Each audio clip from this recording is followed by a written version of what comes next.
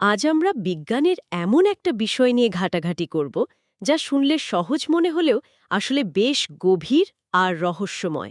Entropy. বলা হয় মহাবিশ্বের চূড়ান্ত পরিণতি নাকি লুকিয়ে আছে এই একটা ধারণার মধ্যে। আমাদের কাছে অনুরোধ এসেছে এই জটিল বিষয়টিকে একটি মিনি কোর্সের মতো করে সাজিয়ে আলোচনা করার জন্য। ঠিক তাই। আর সেই অনুরোধ মেনেই আমরা আজ একটা সুবিন্যস্ত পথে হাঁটব। আমাদের আজকের আলোচনার রোডম্যাপটা অনেকটা এরকম। হ্যাঁ, সেটা দিয়ে শুরু করলে খুব ভালো হয়। প্রথমত আমরা বোঝার চেষ্টা করব এন্ট্রপির ধারণাটা উবহব কেন দরকার হলো। মানে তাপগতিবিদ্যার প্রথম সূত্র তো ছিলই, তার কি এমন সীমাবদ্ধতা ছিল? আচ্ছা। এরপর আমরা এন্ট্রপির একেবারে মূল ধারণায় প্রবেশ করব। জানব এটা আসলে কি এবং কেন একে প্রায় বিশৃঙ্খলা বা ডিসঅর্ডারের সমর্থক বলা হয়। হুম। তৃতীয় ধাপে আমরা দেখব এই বিমূর্ত ধারণাটিকে বিজ্ঞানীরা কিভাবে পরিমাপযোগ্য করে তুললেন। সোর্সে দেয়া কিছু দারুণ উদাহরণ দিয়ে আমরা এর প্রায়োগিক দিকটা বোঝার চেষ্টা করব। আর সবশেষে এবং সবশেষে আমরা এই নীতির সবচেয়ে বড় এবং কিছুটা ভীতি জাগানোর তাৎপর্য নিয়ে কথা বলবো। মহাবিশ্বের এন্ট্রপি ক্রমাগত বাড়ছে, আর তার চূড়ান্ত পরিণতি কি হতে পারে, যা তাপীয় মৃত্যু বা হিট ডেথ নামে পরিচিত। দারুণ একটা পরিকল্পনা। তাহলে চলুন শুরু করা যাক প্রথম ধাপ থেকেই।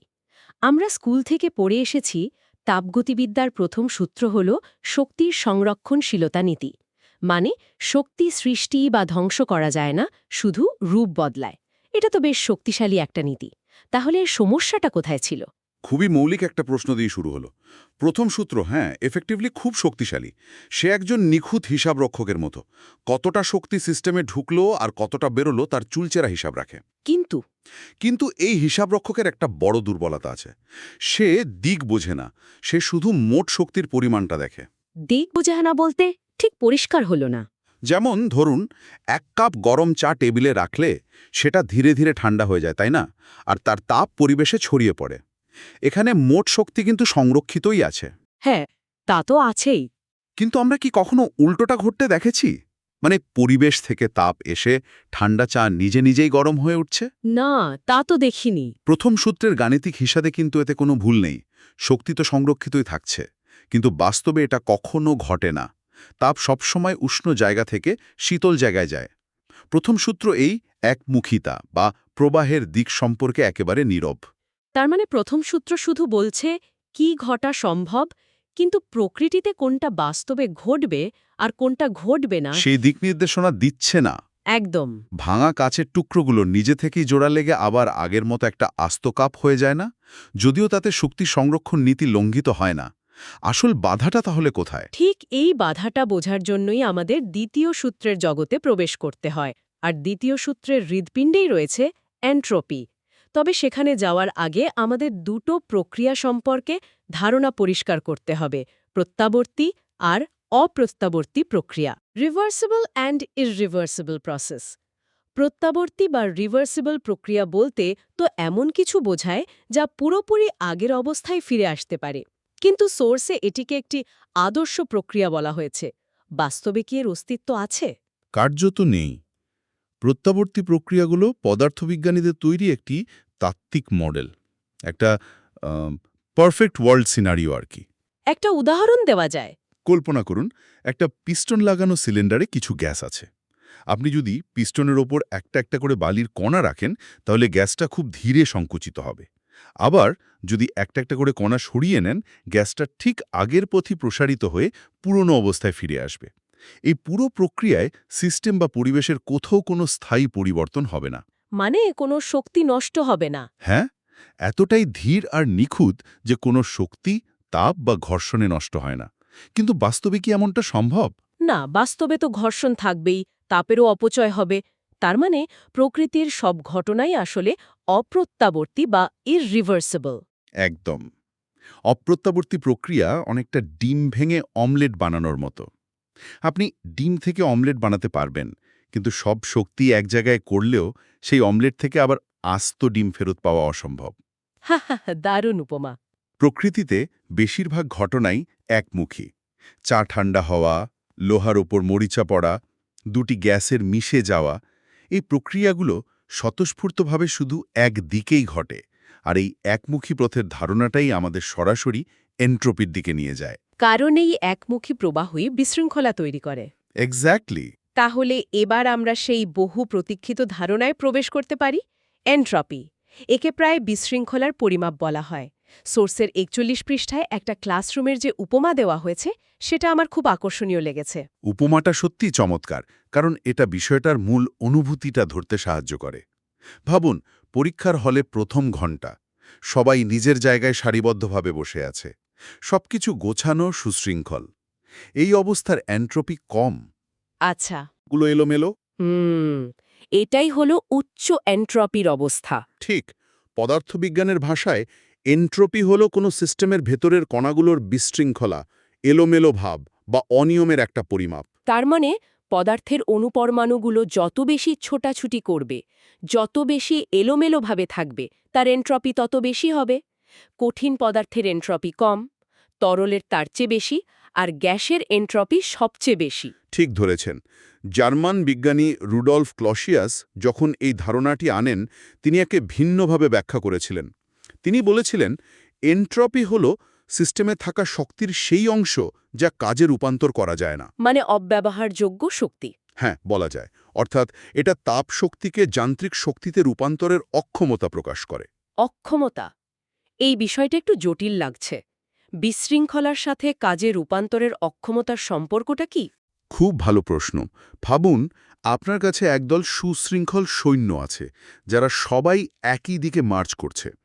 এদের শক্তিকে আপনি সহজেই একটা দিকে চালনা করে কোনো কাজ করাতে পারবেন।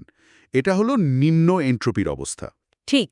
এখন ভাবুন, ওই সৈনিকরা কোনো নিয়ম না মেনে এলোমেলোভাবে মাঠের মধ্যে দৌড়াদৌড়ি করছে। তাদের মোট শক্তি কিন্তু একই আছে, কিন্তু সেই শক্তি এখন বিশৃঙ্খল। আপনি কি তাদের দিয়ে সহজে কোনো নির্দিষ্ট কাজ করাতে পারবেন? না, তা তো পারবো না। পারবেন না। ওই বিশৃঙ্খল শক্তিটাই হলো উচ্চ এন্ট্রপি, যা ব্যবহারযোগ্য নয়। তাই বলা হয়, এন্ট্রপি হলো সিস্টেমের তাপীয় জড়তা। যার এন্ট্রপি যত বেশি, তার ভেতরের শক্তি তত বেশি বিশৃঙ্খল, আর তাকে দিয়ে কাজ করানো তত কঠিন। বাহ, দারুণ ব্যাখ্যা। এই বিশৃঙ্খলার ধারণাটা তো বেশ তাত্ত্বিক লাগছে। বিজ্ঞানীরা কি একে গাণিতিকভাবে পরিমাপ করার কোনো উপায় বের করেছেন? অবশ্যই। আর এখানে ক্লজিয়াসের আসল কৃতিত্ব। তিনি এই বিমূর্ত ধারণাটিকে একটি সরল কিন্তু শক্তিশালী সমীকরণের মাধ্যমে প্রকাশ করেন। কোনো সিস্টেমে যদি স্থির পরম তাপমাত্রায়, মানে টি তাপমাত্রায় খুব অল্প পরিমাণ তাপ dQ যোগ বা বিয়োগ করা হয়, তবে এন্ট্রপির পরিবর্তন ds হবে ds = dQ সে T। ds সমান dQ/T। হ্যাঁ, এই সাধারণ দেখতে সমীকরণটি আসলে বিশৃঙ্খলাকে পরিমাপ করার চাবিকাঠি। প্রথমবারের মতো বিজ্ঞানীরা তাপের মতো একটি বাস্তব শক্তিকে বিশৃঙ্খলার মতো একটি বিমূর্ত ধারণার সাথে গাণিতিকভাবে জুড়ে দিতে পারলেন। এটি ছিল যুগান্তকারী। আর এই সমীকরণ অনুযায়ী এন্ট্রপির একক দাঁড়াচ্ছে জুল পার কেলভিন। একটি বিষয়ে পরিষ্কার হল যে এন্ট্রপি একটি অবস্থা অপেক্ষক বা স্টেট ফাংশন, মানে এটা শুধু সিস্টেমের শুরু আর শেষের অবস্থার উপর নির্ভর করে। পথের ওপর নয়, একদম। ঠিক যেমন পর্বতের চূড়ার উচ্চতা সমুদ্রপৃষ্ঠ থেকে কত সেটাই গুরুত্বপূর্ণ, আপনি কোন পথে চূড়ায় উঠেছেন তা নয়। এন্ট্রপিও তেমনই। এই ধারণাটার প্রায়োগিক তাৎপর্য কি? সোর্সের ৪২ পৃষ্ঠায় কয়েকটি পয়েন্ট উল্লেখ করা আছে। এর ৩টি প্রধান তাৎপর্য রয়েছে। প্রথমত, এবং সবচেয়ে গুরুত্বপূর্ণ, এটি প্রকৃতির সময়ের তীর কোন দিকে তা দেখিয়ে দেয়। Arrow of time. হ্যাঁ, যে কোনো স্বতঃস্ফূর্ত প্রক্রিয়া সেদিকেই এগোবে যেদিকে মোট এন্ট্রপি বাড়ে।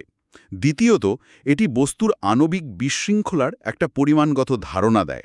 আর তৃতীয়ত, একটি সিস্টেমকে পুরোপুরি বর্ণনা করার জন্য শুধু চাপ, আয়তন বা তাপমাত্রা জানাই যথেষ্ট নয়, তার এন্ট্রপি কত সেটাও জানা প্রয়োজন। বেশ, এই তাত্ত্বিক আলোচনাটা তো হলো। আমাদের দৈনন্দিন জীবনে এমন কোনো ঘটনা আছে কি যেখানে আমরা এর প্রভাব সরাসরি পরিমাপ করে দেখতে পারি? সোর্সের ৪৪ পৃষ্ঠায় পানি গরম করা আর বরফ গলানোর দুটি উদাহরণ দেওয়া আছে। হ্যাঁ, এবং এই উদাহরণ দুটো এন্ট্রপির দুটো ভিন্ন দিক তুলে ধরে। চলুন প্রথমটা দেখি। ৫ কেজি পানিকে ১০ ডিগ্রি সেলসিয়াস থেকে ১০০ ডিগ্রি সেলসিয়াস পর্যন্ত গরম করা হলো। এখানে আমরা কি করছি? আমরা সিস্টেমে তাপ দিচ্ছি, ঠিক। এই তাপ পেয়ে পানির অণুগুলো আরও বেশি কাঁপতে আর ছোটাছুটি করতে শুরু করছে, অর্থাৎ তাদের বিশৃঙ্খলা বাড়ছে। এখানে এন্ট্রপির পরিবর্তন মাপার জন্য যে সূত্র ব্যবহার হয় তাতে পানির ভর, আপেক্ষিক তাপ এবং আদি ও চূড়ান্ত তাপমাত্রার অনুপাত গুরুত্বপূর্ণ। আচ্ছা। আমাদের শ্রোতাদের জন্য জটিল গণিতে না গিয়ে মূল কথাটা বলি, হিসাব করে দেখা যায় এন্ট্রপির মান ধনাত্মক হয়, অর্থাৎ বাড়ে। এক্ষেত্রে এর মান প্রায় 5799 জুল পার কেলভিন। ঠিক আছে। আর দ্বিতীয় উদাহরণটা, যেখানে 4 কেজি পানিকে 100 ডিগ্রি সেলসিয়াস তাপমাত্রায় বাষ্পে পরিণত করা হচ্ছে, এখানে তো তাপমাত্রা বাড়ছে না। এটা আরও বেশি আকর্ষণীয়। এখানে তাপমাত্রা স্থির থাকলেও অবস্থার পরিবর্তন হচ্ছে, তরল থেকে গ্যাস। ভাবুন, তরল অবস্থায় অণুগুলো কাছাকাছি থেকে একে অপরকে ধরে রাখে, কিন্তু বাষ্প হওয়ার সময় তারা সেই বাঁধন ছিঁড়ে পুরোপুরি মুক্ত হয়ে যায় এবং পাত্রের সর্বত্র এলোমেলোভাবে ছুটে বেড়ায়। মানে বিশৃঙ্খলা অনেক বেড়ে যাচ্ছে। এটা বিশৃঙ্খলার এক বিরাট উল্লম্ফন। এখানে এন্ট্রপির পরিবর্তন হিসাব করার সূত্রটি হল delta S is equal to mLT, যেখানে L হল বাষ্পীভবনের সুপ্ত তাপ। মান বসালে দেখা যায় এন্ট্রপির পরিবর্তন হয় প্রায় 2.42 গুণ 10⁴ জুল পার কেলভিন। তার মানে এই মানটা আগের উদাহরণের চেয়ে প্রায় 4 গুণ বেশি। যদিও এখানে পানির পরিমাণ কম ছিল। তাহলে মূল বিষয়টা হলো, অবস্থার পরিবর্তনে এন্ট্রপির বৃদ্ধিটা তাপমাত্রা বৃদ্ধির চেয়ে বহুগুণ বেশি হয়। ঠিক তাই, কারণ তরল থেকে বাষ্পে পরিণত হওয়া মানে অণুগুলোর স্বাধীনতার মাত্রা অনেক বেড়ে যাওয়া। এটা বিশৃঙ্খলার এক বিরাট উল্লঙ্ঘন। এই সংখ্যাগুলো এটাই প্রমাণ করে। এতক্ষণের আলোচনা থেকে একটা বিষয় তাহলে বেশ পরিষ্কার। প্রকৃতিতে যা কিছু স্বতঃস্ফূর্তভাবে ঘটছে, যেমন বরফ গলে যাওয়া বা কফি ঠান্ডা হওয়া, তাতে মোট এন্ট্রপি বাড়ছেই। অপেক্ষা করুন, যদি এন্ট্রপি সবসময় বাড়ে, মহাবিশ্বের জন্য এর অর্থ কি? আপনি একেবারে ঠিক জায়গায় পৌঁছেছেন।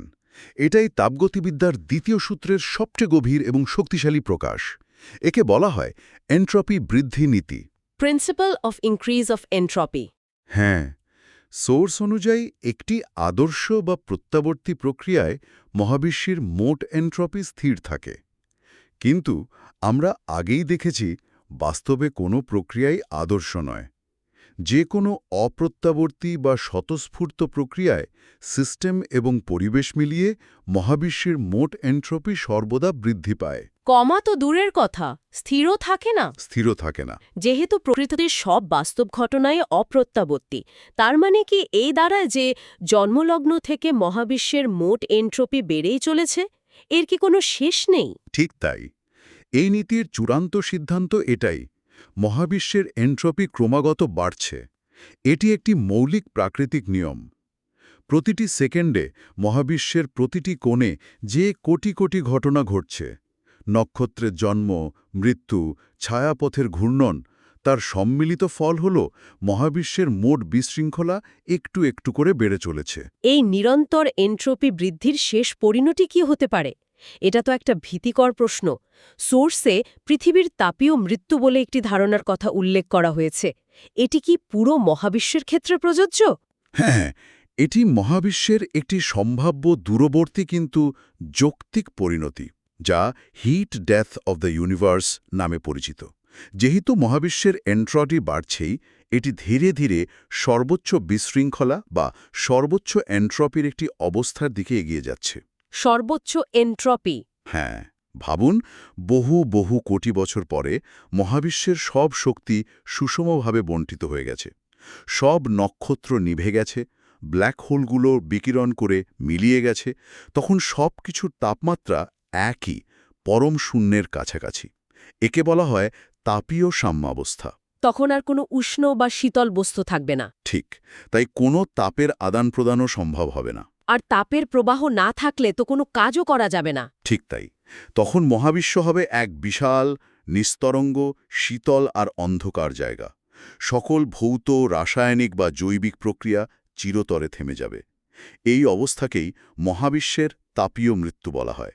এটি এমন একটি অবস্থা যেখানে এন্ট্রপি তার সর্বোচ্চ মানে পৌঁছে গেছে এবং ব্যবহারযোগ্য শক্তি শূন্য। মানে মহাবিশ্ব এক নিখুঁত কিন্তু প্রাণহীন বিশৃঙ্খলায় পৌঁছে যাবে। এক কথায়। হ্যাঁ, এটা ভাবতে সত্যি গা শিউরে ওঠে। তাহলে আমাদের আজকের এই গভীর আলোচনার শেষে চলুন মূল বিষয়গুলো আরেকবার গুছিয়ে নেওয়া যাক। অবশ্যই। সংক্ষেপে বললে আমরা দেখলাম যে তাপগতিবিদ্যার প্রথম সূত্র শক্তির পরিমাণের হিসাব দিলেও প্রক্রিয়ার দিক নির্দেশ করতে পারে না। সেই শূন্যস্থান পূরণ করতে এলো দ্বিতীয় সূত্র এবং এনট্রপির ধারণা। এনট্রপি হল সিস্টেমের আণবিক বিশৃঙ্খলার পরিমাপ। আর প্রকৃতির নিয়ম হলো এটা সব সময় বাড়ে। হ্যাঁ, আর প্রকৃতির অমোঘ নিয়ম হল যে কোনো স্বতঃস্ফূর্ত ঘটনায় মহাবিশ্বের মোট এনট্রপি সবসময় বাড়ে, যা ধীরে ধীরে মহাবিশ্বকে একটি চূড়ান্ত তাপীয় সাম্যাবস্থার দিকে ঠেলে দিচ্ছে। আর যদি আমাদের শ্রোতাদের জন্য মাত্র 3টি জিনিস মনে রাখতে হয়, যা এই পুরো আলোচনার সার, তাহলে সেগুলো কি হবে? আমার মতে 3টি মূল টেকওয়ে হল: 1. এনট্রপি হল বিশৃঙ্খলার পরিমাপ। বেশি বিশৃঙ্খলা মানে বেশি এনট্রপি। এটা প্রকৃতির মেসিনেসের হিসাব। আচ্ছা, দ্বিতীয়টা? শৃঙ্খলার পরিবর্তনকে তাপ এবং তাপমাত্রার একটি সহজ অনুপাত ds সমান dQT দিয়ে মাপা যায়, যা এই বিমূর্ত ধারণাটিকে বিজ্ঞানের জগতে প্রতিষ্ঠা দিয়েছে। এবং সবশেষে এই ধারণাগুলো কিভাবে একে অপরের সাথে সম্পর্কিত? আপনি সময়ের তীরের কথা বলছিলেন। ধারণাগুলোর সংযোগটা খুব সুন্দর। প্রথম সূত্র বলে শক্তি সংরক্ষিত, কিন্তু দ্বিতীয় সূত্র আর এনট্রপি বলে যে শক্তির গুণগত মান সময়ের সাথে সাথে কমে যায়। ব্যবহারযোগ্য সুশৃঙ্খল শক্তি ধীরে ধীরে অব্যবহারযোগ্য বিশৃঙ্খল শক্তিতে পরিণত হয়। আর এটাই সময়ের দিক নির্দেশ করে। এটাই সময়ের তীর বা অ্যারো অফ টাইম। এটা তো প্রায় দার্শনিক একটা ব্যাপার। আমরা অতীতকে মনে রাখতে পারি, কিন্তু ভবিষ্যৎকে পারি না। তার কারণ কি এটাই যে অতীতটা বর্তমানের চেয়ে বেশি গোছানো বা কম এনট্রপির ছিল? সময় একদিকেই বয়, কারণ এনট্রপি একদিকেই বাড়ে। ভাঙা ডিম আবার আস্ত হয় না, তাই সময়ও পেছনে যায় না। অসাধারণ একটি সংযোগ। তার মানে আমাদের সময়ের ধারণাটাই এনট্রপির একটা ফল। এবং আজকের আলোচনার শেষেও শ্রোতাদের জন্য একটি চিন্তার খোরাক। আমরা এনট্রপিকে ভৌত জগতে বিশৃঙ্খলার পরিমাপক হিসেবে আলোচনা করলাম, কিন্তু এই একই ধারণা তথ্যতত্ত্বেও ব্যবহার করা হয়, যেখানে এটি অনিশ্চয়তা বা তথ্যের অভাবের পরিমাপক। ইনফরমেশন থিওরিতে। হ্যাঁ, ভেবে দেখার মতো প্রশ্ন হলো, একটি ভৌত সিস্টেমের বিশৃঙ্খলা, যেমন গ্যাসের অণুগুলোর এলোমেলো অবস্থান, এবং সেই সিস্টেম সম্পর্কে আমাদের তথ্যের অভাব বা অনিশ্চয়তা, এই দুয়ের মধ্যে কি কোনো গভীর সংযোগ রয়েছে? একটি বিশৃঙ্খল সিস্টেম কি আসলে এমন একটি সিস্টেম যার সম্পর্কে আমাদের কাছে তথ্য কম? তাপ ও শক্তির জগতের এই অমোঘ নীতি কি তথ্যের জগতেও একইভাবে সত্যি?